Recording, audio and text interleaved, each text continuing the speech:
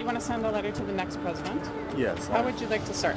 I guess as most people would start. Dear Mr. President, on behalf of myself, my family, and my community, I have a few requests. Free universal health care for each and every last person that was born in America. If you're a real Republican, you will protect the rights of American citizens first. If only you knew how it feels to be on the outside, looking in.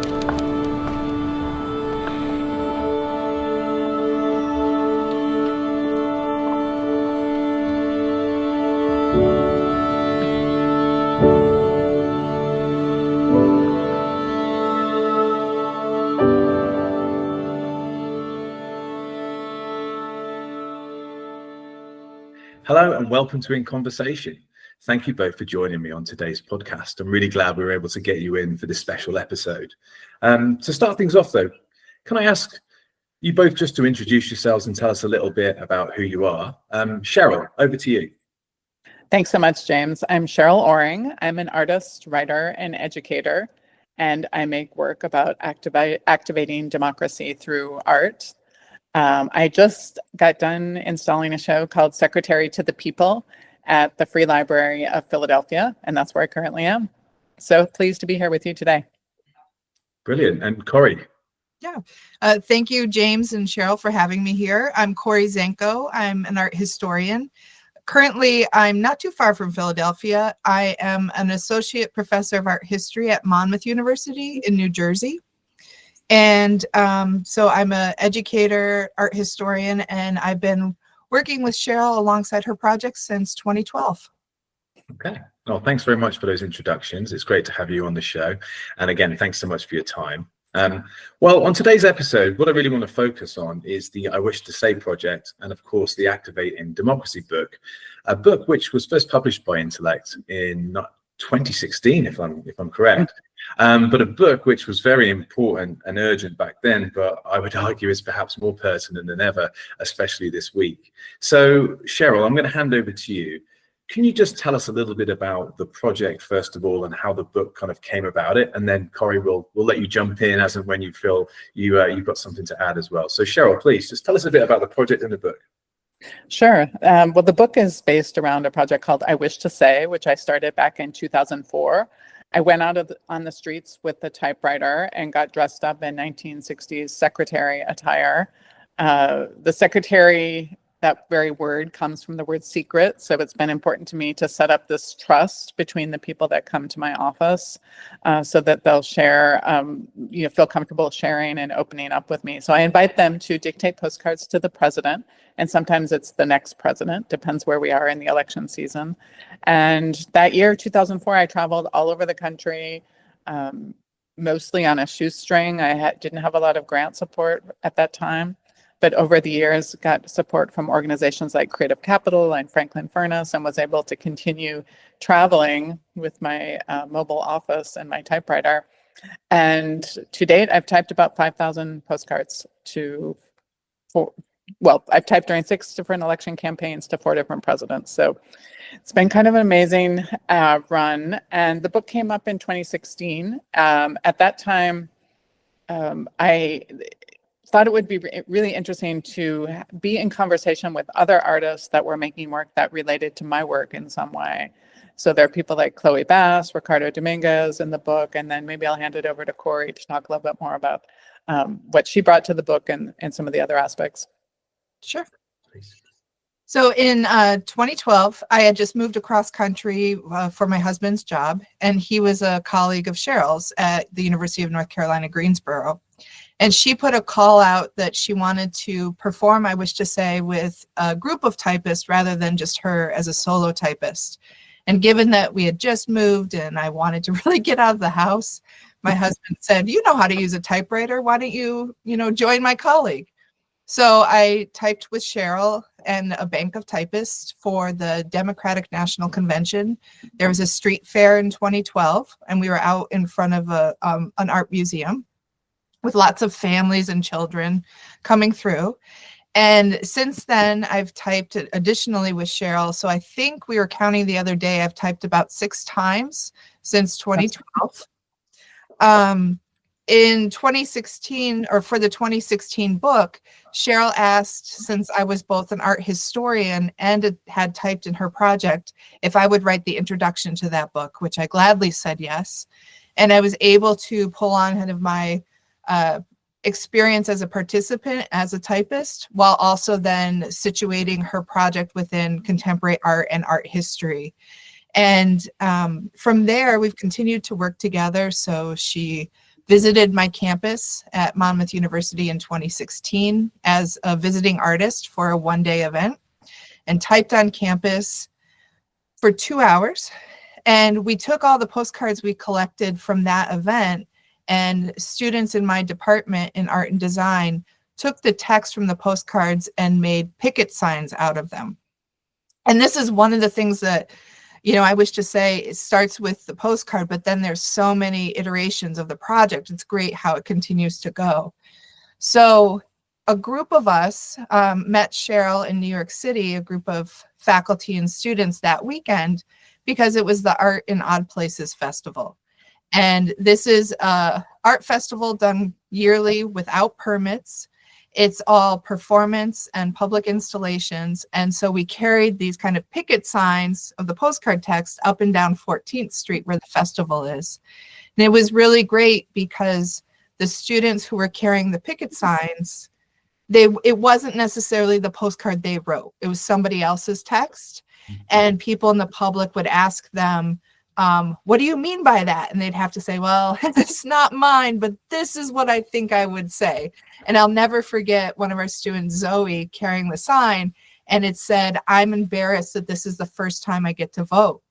And, you know, a woman stopped her and said, why are you embarrassed? And she's like, well, I didn't say that, but I am embarrassed. And this is why. So it creates these ongoing, it's not just the creating the postcard, but then there's these, the project continues in these ways.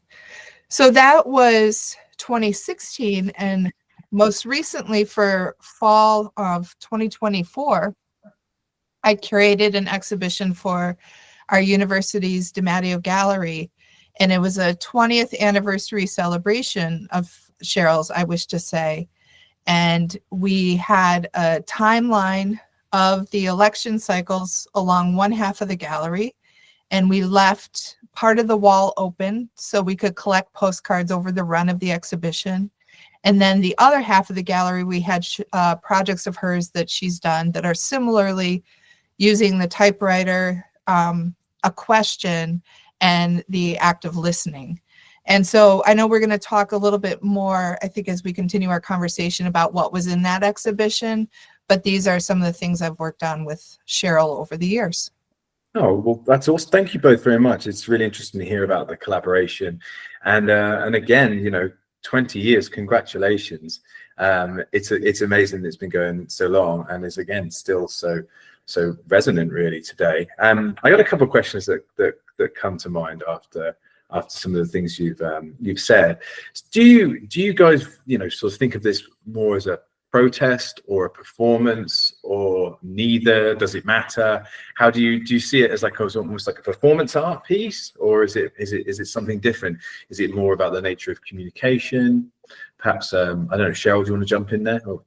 Sure. I mean, I just call it art, and it aspects that because it has so many different aspects to it, and performance art is one of the main aspects, right? It starts with this performance, but like Corey hinted at and described some of the things that happen afterwards. There's also things like prints. I take quotes from the cards and make prints. I make artist books. There have been installations. Of course, the Activating Democracy book. So there are different things that happen with the material generated in the performances. So it really, to me, feels like art, just plain old art. Same for you, Corey? Yeah, and when I teach it, you know, teach the project to my students, we often then situate the project within social practice art, which has so many different, you know, this newer genre of art that my students at least have not heard of before I show it to them. And performance to me as a scholar, I started with the history of photo, but I'm very interested in performance. And then from there expanded media like social practice. And performance art feels very different than this because performance doesn't necessarily have It has the live event, but it doesn't have that participatory element to it, and it doesn't nearly have the duration that this social practice project does. So if you were, I love Sheryl just saying it's just art, we promise. But also then when I have to define it for my students, we're like, what medium is it? It's so many, and sometimes social practice helps to encompass that range of media within one project. Yeah, absolutely. And one thing maybe that's interesting to bring up is that I think there's been a really significant change in the way social practice art is treated within the academy, and how it's grown in terms of programs around the country, university programs. When I first started this type of work more than 20 years ago, and I applied for grants or different things, I would get classified as new media artist usually, or new genres or something. Like, people didn't know how to classify my work, and my Creative Capital grant was in new genres, I think it was called. Anyway, they didn't know what to do with me. I was in with all the people making work with computers, which I thought was sort of brilliant. And I was included in a new media art festival once out in San Jose, and I thought that was really nice too, just to be included with people who are making work with computers, because of course the typewriter ties into that aspect as well. I said there must have been a few people confused there when you turned up with the typewriter at a new media conference. I imagine there's a few glances came from that. Yeah, but people love it, because it does tie into that history of computers as well. And so it's not a complete misnomer, but it is. I was always the oddball or the odd one out, in no matter what I was doing, because I'm not a printmaker's printmaker, or I make prints, but it's not the only thing I do. So I think it's a little hard to classify, but it just brings me back to the point about programs developing across the country that are teaching social practice art or community engaged art. And I think that is one of the reasons the book is doing well, and that there's a great interest in the type of work that I'm doing. Well, it's really interesting that you mentioned a typewriter there as well, because I did want to come to this a bit later, but I wanted to ask why the sort of retro setup, why the typewriter, and then in addition to that, you've also mentioned in terms of the aesthetics, because there's been so many iconic images that have accompanied this and the projects, where people have been taking pictures in the street and but are posting them independently or as part of the project itself. But you've obviously specifically chosen the 60s aesthetic, and I just wanted to know if you could maybe tell us a little bit about why the 60s aesthetic, sort of why the typewriter, and if there's anything behind those decisions. Sure. I mean, it all really started with the typewriter, and I would say it goes back to an earlier project called Writer's Block. So I was living in Berlin, and two things happened. One is I discovered this place called Babelplatz, which was the site of the Nazi book burning in Berlin.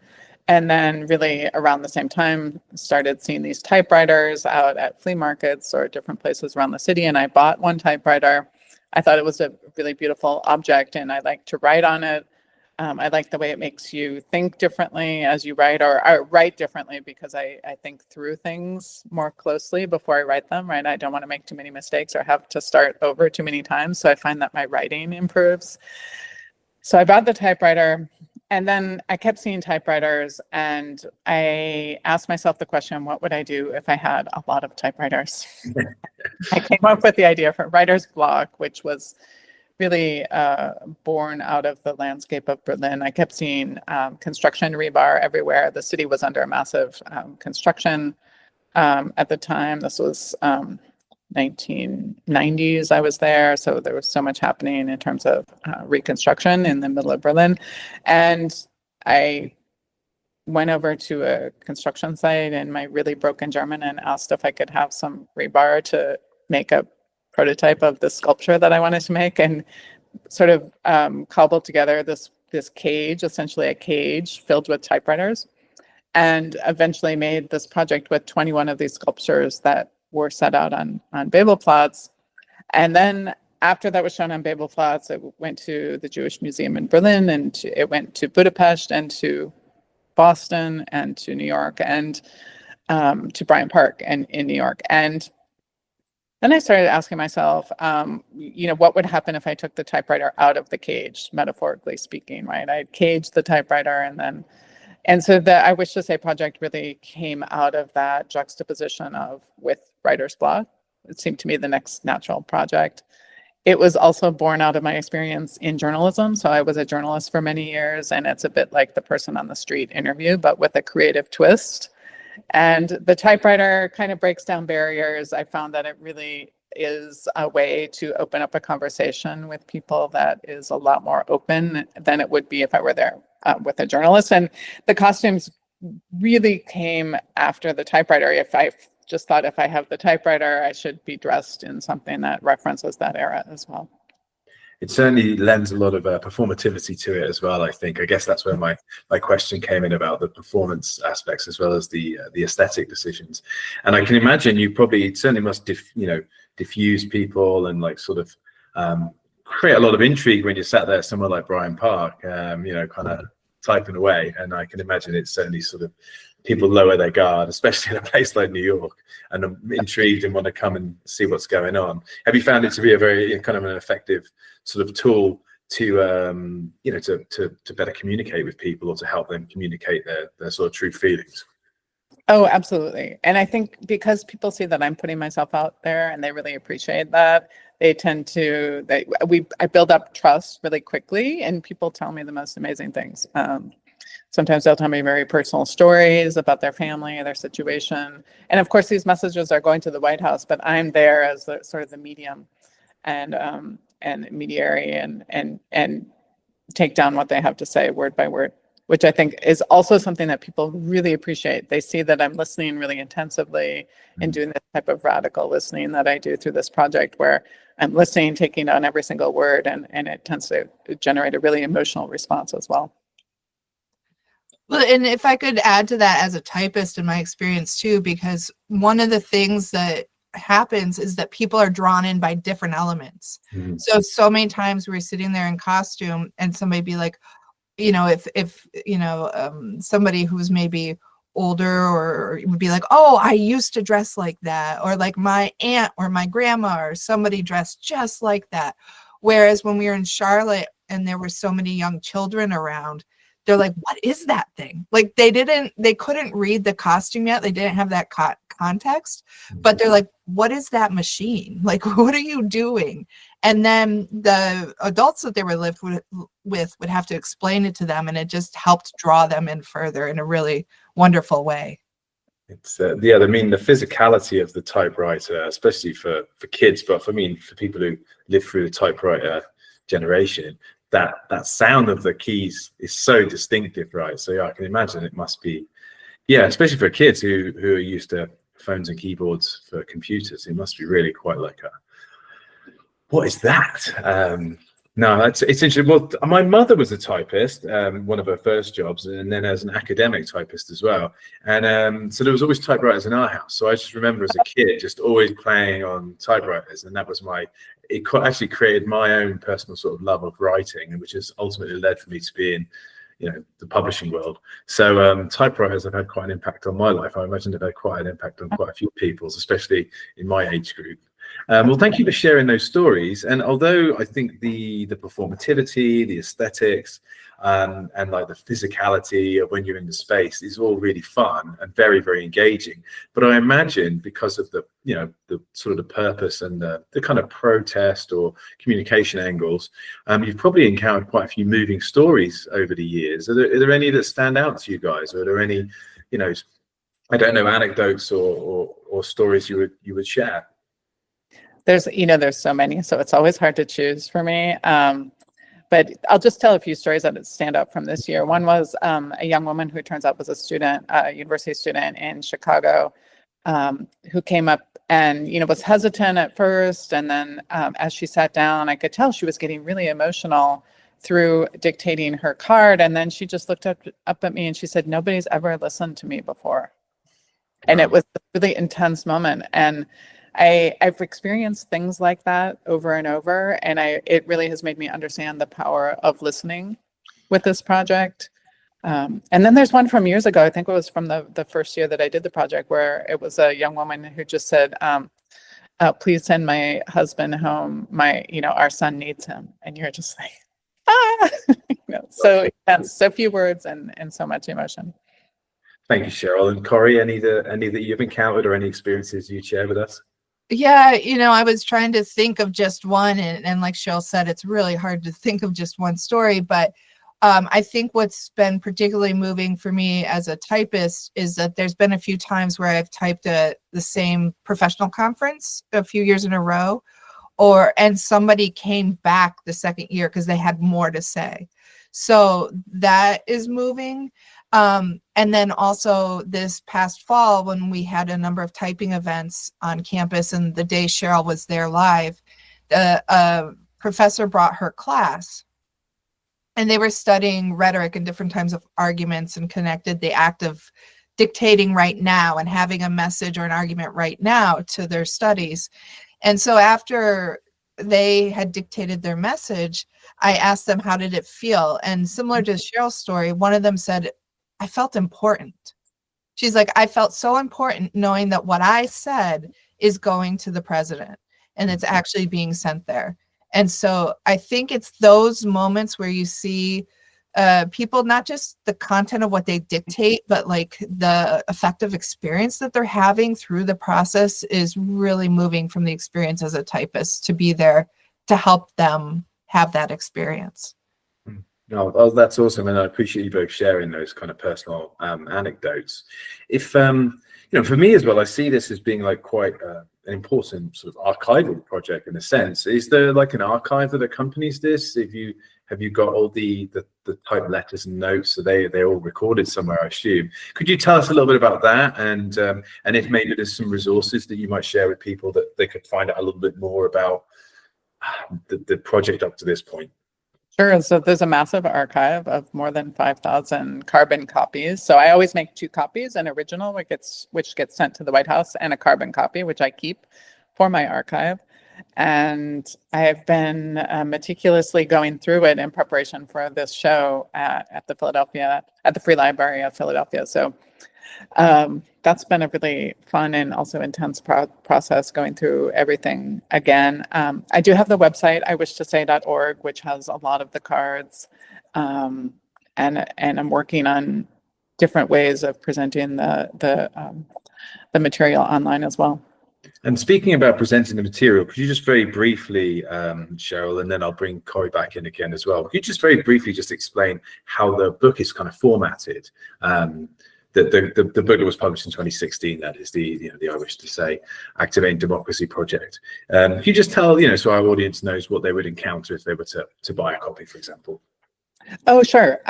So in a way, you could imagine that my work is the framework for the book, and then I parse out themes that relate to my book relate to my work, and then ask people to write about their work in relationship to those themes. So I have Chloe Bass writing, George Shear, Ricardo Dominguez, Hassan Alahi, Santiago Echeverry. Artists and thinkers are writing about themes related to, for instance, the camera, the look, the archive, and different thematic topics that tie together their work with some aspect of my work. I hope that makes sense. It's a bit of a strange structure, but I think it works. No, I think that does, and I just wanted to give you an opportunity to kind of elaborate that, because I think the book is tremendous, and obviously it's been a great success for many reasons. But I think those thematic elements that you've highlighted and the contributors that you've worked with, I didn't want to shortchange that, because on its own, if it was just a series of these letters, it would be a wonderful and vitally important piece of work. But when you throw all this other stuff in, it makes it really interesting and quite a fascinating take. And again, drawing lots of different conclusions and lots of kind of different perspectives. So it's very hard to kind of, pigeonhole in any way, shape or form, which is, again, makes it a classic intellect book. And, and again, what we would consider very much a classic in our catalogue. So it is really a wonderful book. So I urge people to take a look online. Just go to intellectbooks.com, and we'll of course be showcasing a lot of the material elsewhere. But That's enough of that for now. I wanted to talk a little bit maybe about some of the student engagement you've encountered over the years. And I know, Corey, that's something you probably want to talk to, but Cheryl, did you want to set that up at all before we hand over to Corey? Sure. I will just say that, I started typing on campuses quite a bit in 2008 and went to about a dozen campuses that year, I believe. And since then, it's become really important to me every election cycle to be active on university campuses as a way to engage young people and get them thinking about politics and civic engagement. And this year was no exception. I was at University of North Carolina, Greensboro, Scripps College, Hunter College, University of Dayton, and of course, Monmouth. And what I really love about the work that I did with Corey was how it just engaged. It felt like every aspect of the campus. So maybe I'll give it over to you, Corey, to talk about what happened at Monmouth. Yeah, sure. So when we installed the exhibition, we wanted to use it as an opportunity to connect arts across campus to different disciplines. And in the classroom, I teach a lot of gen ed students because we don't have art history majors at Monmouth. So I teach studio art and design students, and then a lot to the gen ed population. And I always tell them that arts relates to every discipline on campus. And this exhibition being so timely in the election cycle, and the way that I really was inspired by Sheryl's 2016 book and the way that she was able to connect to so many different themes. So what I organized alongside the exhibition and Sheryl's original visit was early in the semester. So she kind of kicked off a series of events by being on campus and typing and giving a artist talk. But then we had a series of teach-ins where faculty at Monmouth taught one of their classes that was already scheduled, but in the gallery. And through a brief introduction, I was able to link what they were going to present to their class to what, a theme, a topic in the exhibition. And it worked out really well. They didn't just bring their classes. All of those teach-ins were open to the public, and there was always additional people who came to join in. And we had faculty from history teach, English, mathematics. And that was a really interesting talk because we have a scholar who focuses on gendered labor in mathematics. And so she was able to connect with Sheryl's use of the secretary and the gendered labor of the secretarial work. We had a studio art faculty member lead people in a hands-on watercolor. It was a drawing class. So you could watercolor a postcard and then, around any theme. It didn't just have to go to the president, but watercolor, write your message and mail your postcard to someone. This like socially engaged drawing activity. We also had somebody from education and curriculum and instruction come speak about civics in education and the importance of it, connecting then to themes of civic engagement through Sheryl's project. And the final one was a sociology professor who talked about social activism and how the frameworks needed to make change in society through being socially active in that way. So the students came from the different classes, but at every event we also had typists, and those were students who signed up to volunteer to type. So it was actually students and faculty served as the typists throughout the semester. And we were able to collect over 100 postcards. I think it was 109 throughout the semester, and add them to the wall and mail them to the White House.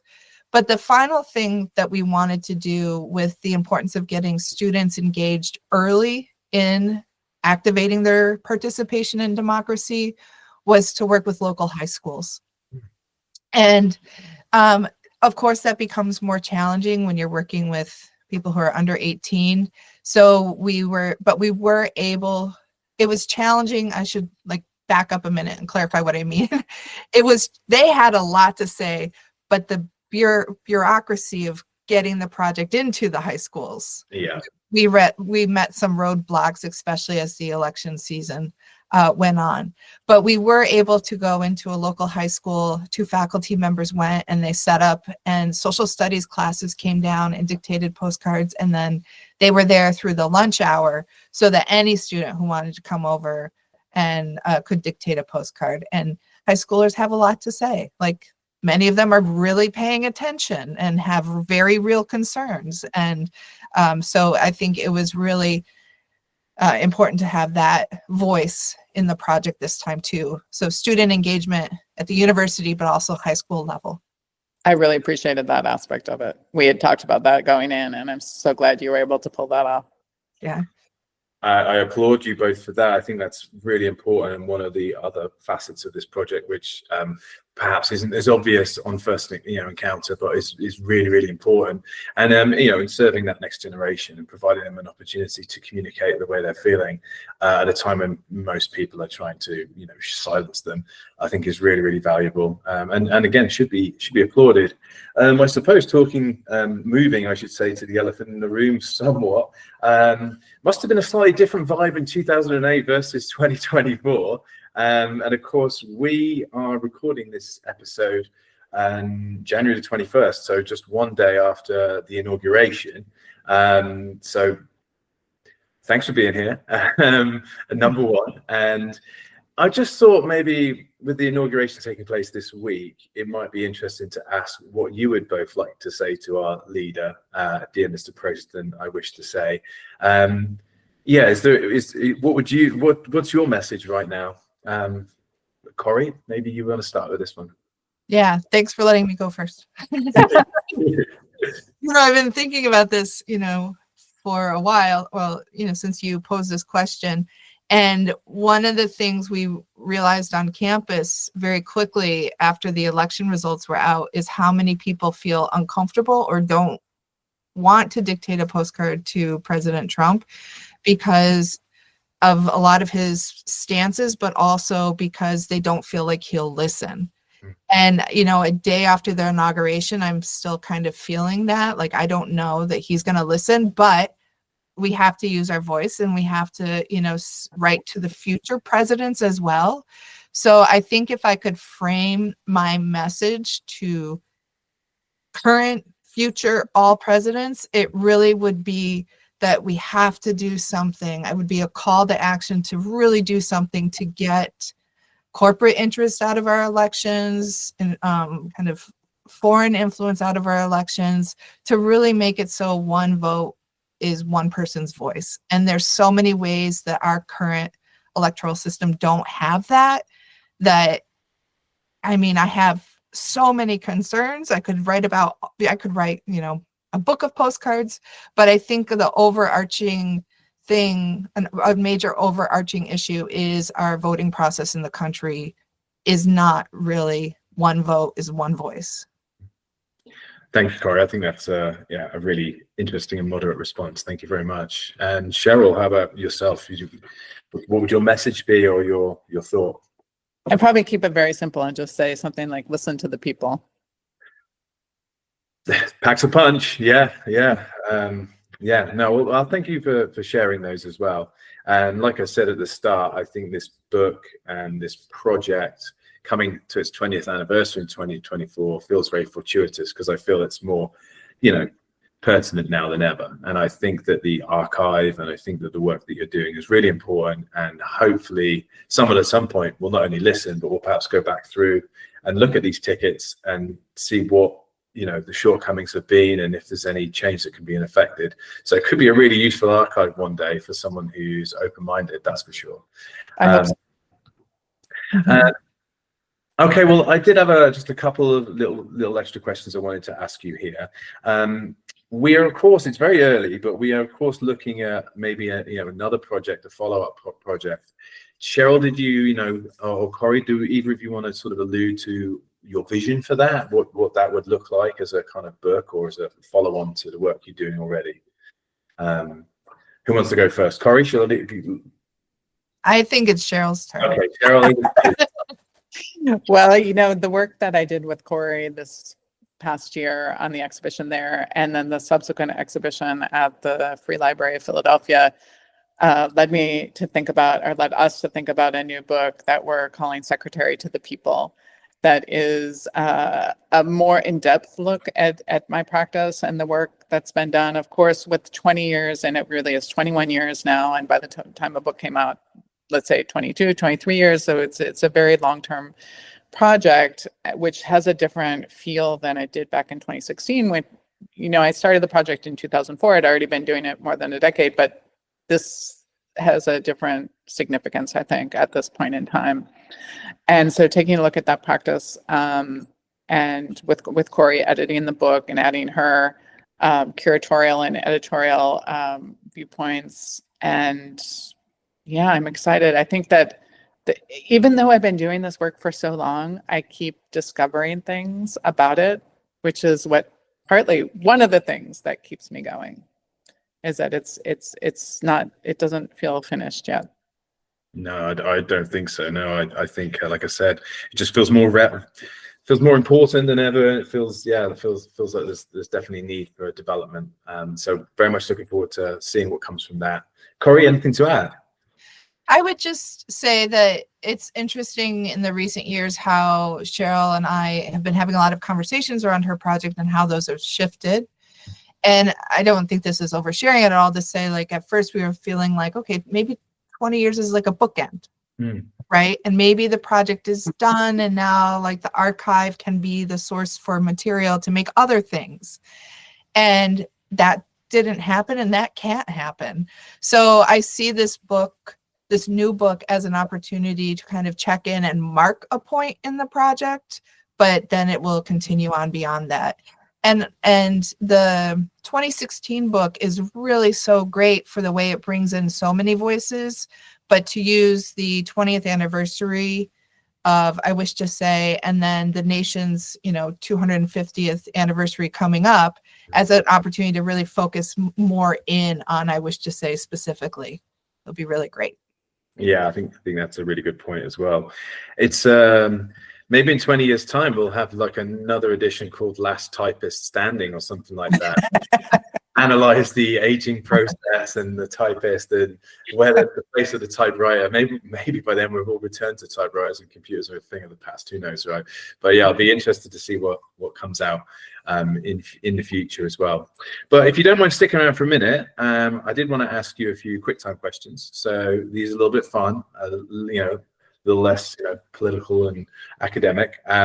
So if you're up for that, I'm just going to throw a few questions your way and just see what comes back. So to begin with, you're both typists. So do you have a favorite typewriter? This could either be a model, or it could be maybe one that you've got a little story, that you found in a campsite in somewhere. So do either of you have a favorite typewriter? And I'll start with you, Sheryl. Well, that's a bit like asking if you have a favorite child. So that's a difficult question for me. And I have about 150 children. Okay. So it's a lot. Wow. But the one that you see behind me, that is maybe one of my current favorites. It's one that I've been using this past year. It's a Princess typewriter made in Germany. And what I love about it is how small and portable it is and how reliable it is. Awesome. And how about yourself, Corey? I would say that I don't have my own typewriter, so my favorite is whichever one Sheryl lets me borrow. Yeah, well, it sounds like she's got a couple there that she can lend out when the need. We need to change that. I know, someday. So I started the reason I knew how to type is because when I was a child, my mother went back to university. Yeah. And so she had her typewriter to write her papers out on the dining room table. And now I'm like, where is that typewriter? It's got to be like in the attic or somewhere.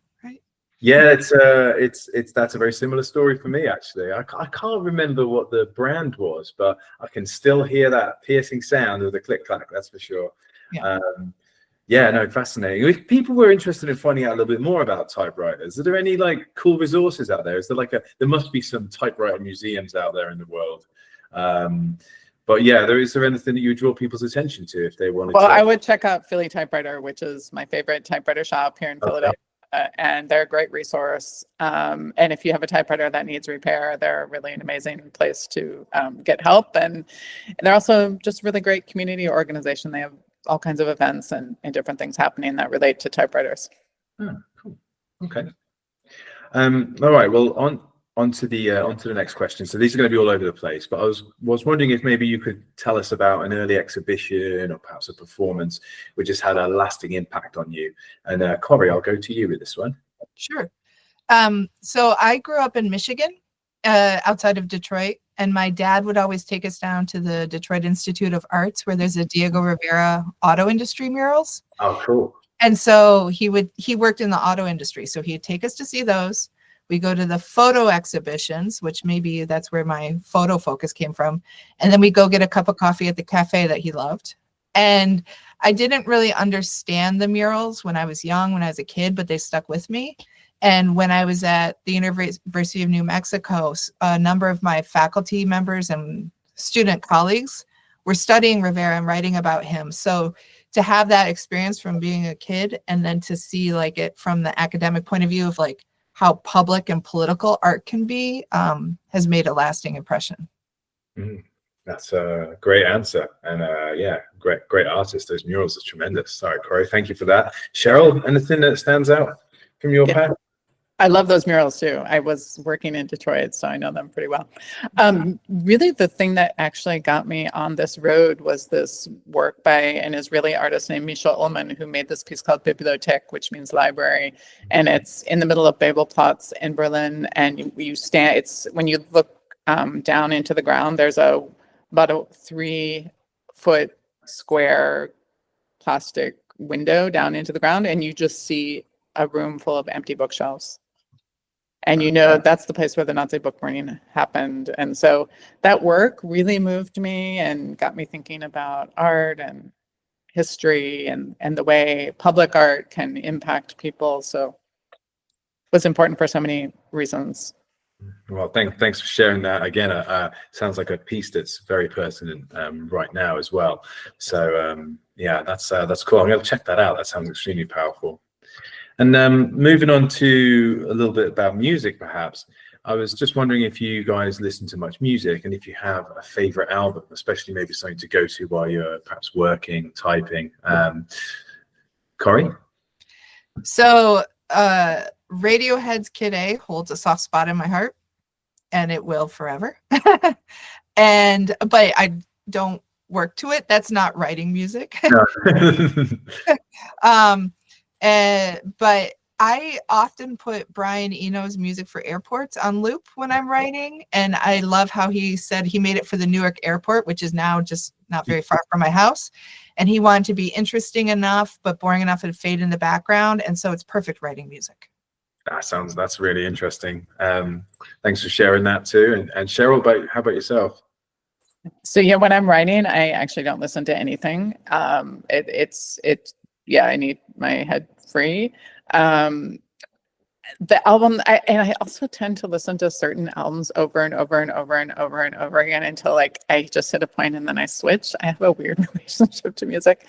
So right now it's the Smiths, kind of all the Smiths albums I've been listening to for a while, partly because my daughter got into them and it was really funny because it became a nice connecting point with her. I guess the Smiths are popular again. And then you know, I mean, like never go away, but nice that a 16-year-old likes my music. And then if I'm really in production mode and need to get something done, I like Motown. It's just kind of energizing and yeah. Yeah, it makes sense. Yeah, very up tempo. I can see how you'd be able to get some stuff, get to those deadlines. I'm the same. No, I can't really. I used to be able to listen to music and work for like. It would be very fluid, whereas now I get instantly distracted, even if it's classical or doesn't have lyrics. I still find myself drifting off, and so yeah, no, I kind of have to work in silence these days. Save the podcast and the music for when it's cooking time or cleaning, right? Okay. Okay, so I wanted to ask you just a couple more. And do you have any favorite living artists, Corey?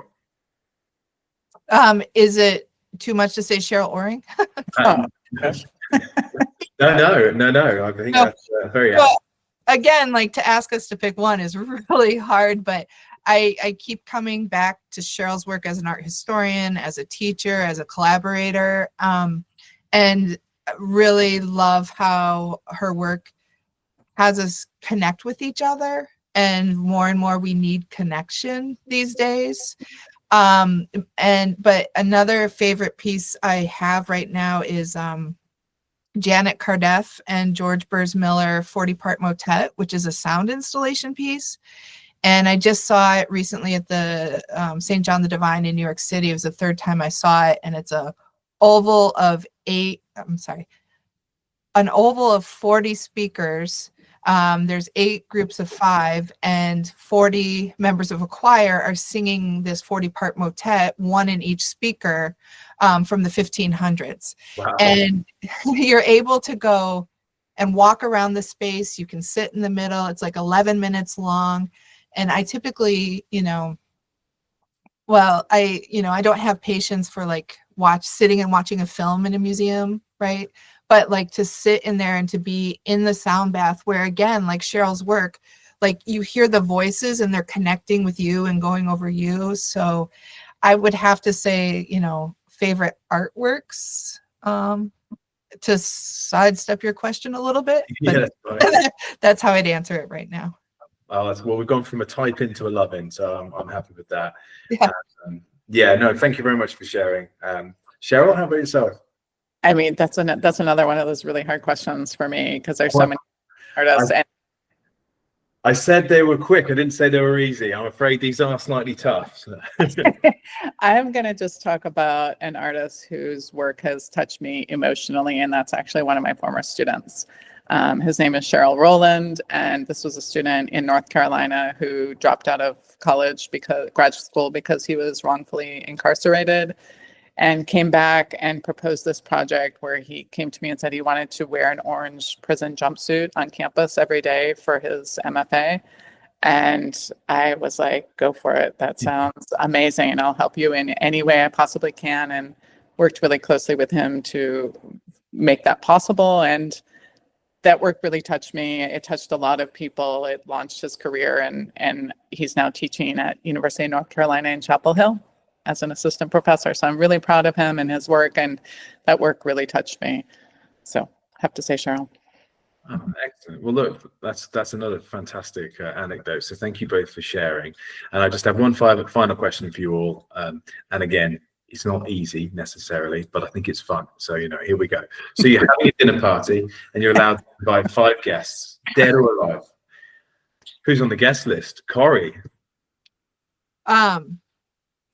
Another one. I was like thinking about. And so Heather Cox Richardson, who is a historian, and she during the first Trump term started what she called Letters from an American, and she posts almost daily, not quite daily, to Facebook, or you can sign up for her email.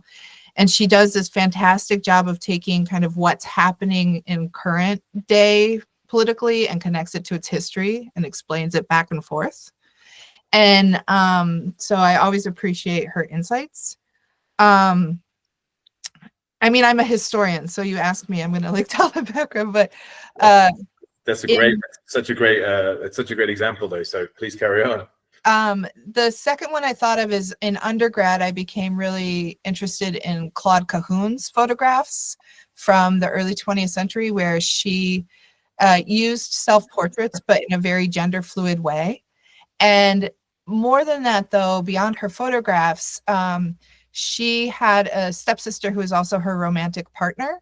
And they lived on the Isle of Jersey during the Nazi occupations, and they would do things to fight fascism, like with these small acts, like making anti-German flyers. And then they would, translate some of the stories about what was happening into German, and then they would slip them in the pockets of the German soldiers. And so I think my list is right now a lot of my, like, who am I inviting? A lot has to do with resistance. Right. So they were arrested for their actions. And then I teach, her photographs, but also kind of her life when I teach history of photo. The third guest is Maurice Berger, who's an art critic and curator. And I was introduced to his work in grad school, and he did a tremendous body of work about writing about race and the construction and maintenance of race with photographs. Particularly a big part of his work is about whiteness that, I hadn't read material like that before.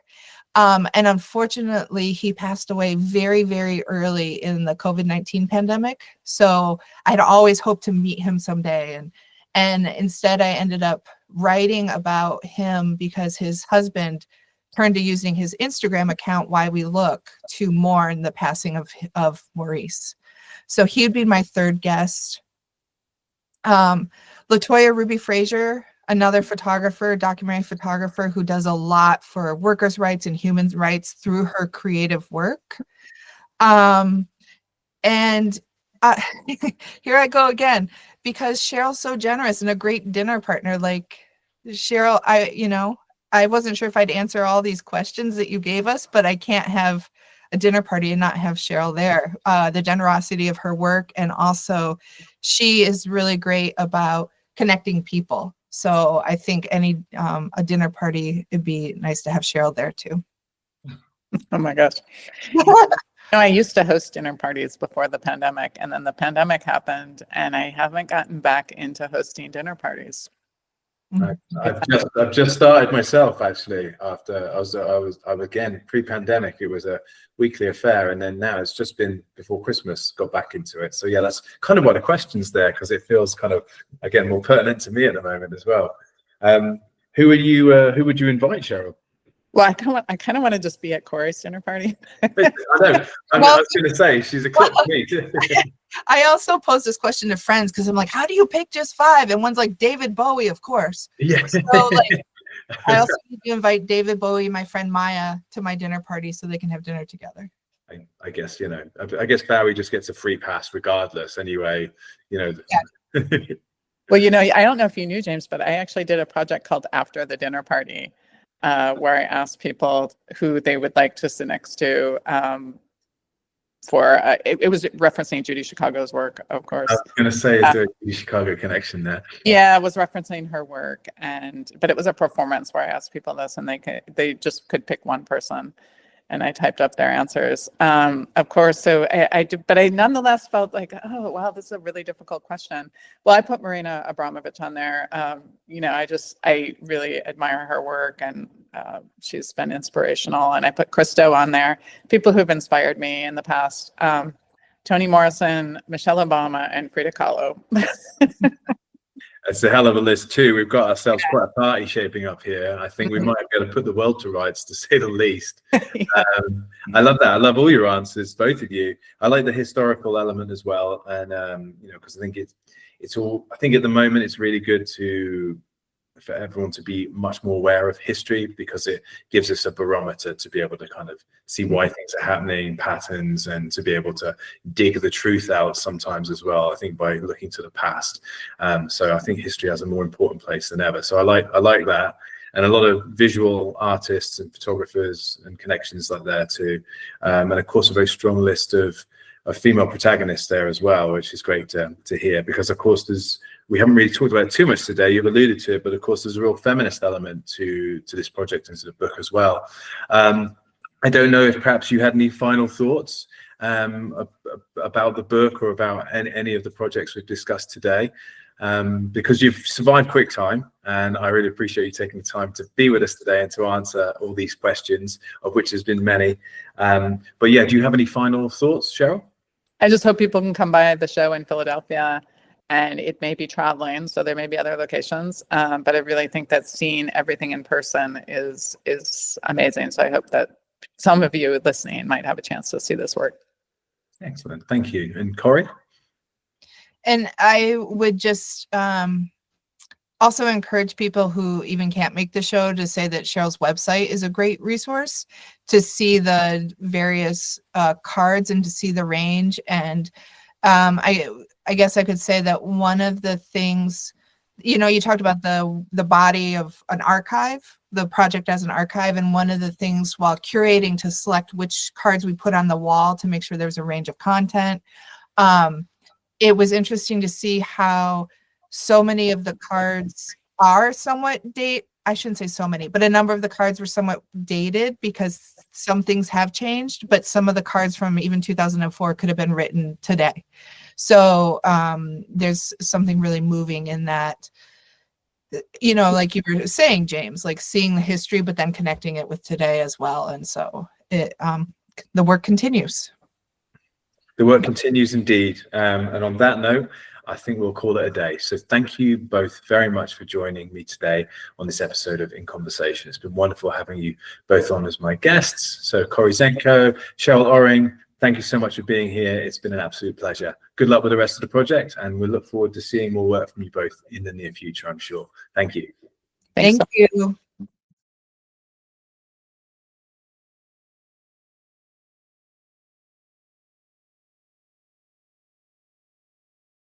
My name is Sheryl Oring. I am the artist behind the project I Wish to Say. I started this project 20 years ago. I had been living in Berlin for about 6 years and came back to the US in 2003 and felt very disconnected from American politics and what was happening in the news. Combine that with my experience in journalism, where I had gotten very critical of the way women and people of color were not making it onto the front page of the newspapers. And I came up with this idea of going out on the street and doing essentially a person on the street interview, but with a twist. With this I Wish to Say project, I give people a chance to speak out, to voice their concerns to the President of the United States. I set up an office with a manual typewriter and ask people, if I were the president, what would you wish to say to me? I type up everything they have to say. The originals get sent off to the White House. I keep a carbon copy for my archives. It's really important for me to be working with young people, with university students in particular, because I think young people have started to feel very disenfranchised. So this is a way to engage young people who are young voters in thinking about what's important to them and how to become activists or even just engaged in their community. I was on a campus yesterday and I'd been brought in by the folks celebrating Hispanic Heritage Month, so the students had really given some thought to what they wanted to say, and I was busy typing one card after the next with some amazing stories, personal stories about immigration and some of the challenges first-time college students face. Very powerful messages. The most amazing things sometimes happen. It doesn't surprise me anymore because it's happened so frequently, but for instance, I was in Dayton, Ohio the other day, and there was a woman who sat down on my desk, and before long she was in tears. She was telling me this really intense story about drug abuse in the community, and then it turned out her son had a drug addiction problem, and she was telling me about that in the card, and it was a very powerful exchange. I do something that I call radical listening with this project, which is really taking in what a person has to say, but also their body language and things that happen before they're ready to write the cards. One thing I've learned over these years, and am reminded about it quite frequently, is that you really do not know what someone thinks until you sit down and listen to them. I love showing a typewriter to a student for the first time, or to anyone for the first time. The sound is really amazing. You hear each letter being typed. And what I've noticed, some people have likened this experience of participating to therapy. I think it's because of the intense listening that I do and how clear it is that that's happening, because I'm taking down every single word on the typewriter and they can see it, they can hear it, and they know that someone is listening.